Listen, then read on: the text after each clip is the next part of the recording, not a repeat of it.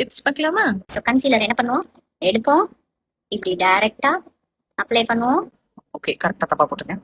இந்த மாதிரி நீங்க உங்க கன்சீலரை போடுறீங்களா, இந்த எடுங்க, எடுத்துட்டு அந்த இருக்கிறது எல்லாத்தையும் அந்த மாதிரி வலிச்சிடும். ஸோ கொஞ்சமா இருந்தா போதும்.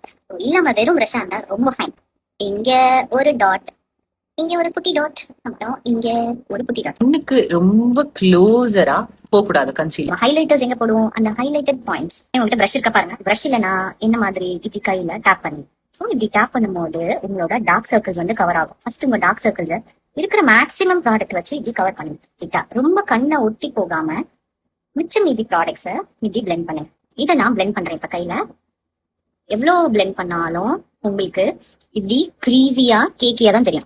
இந்த மாதிரி குட்டி குட்டி டிப்ஸ் அதெல்லாம் உங்களுக்கு ரொம்ப யூஸ்ஃபுல்லா இருக்கு அப்படின்னு நினைச்சீங்கன்னா கண்டிப்பா என் பேஜை ஃபாலோ பண்ணுங்க, லைக் பண்ணுங்க. இதுக்கு மேல ஒரு செட்டிங் பவுடர் போட்டு உங்களோட கன்சீலரை லாக் பண்ணிடுங்க.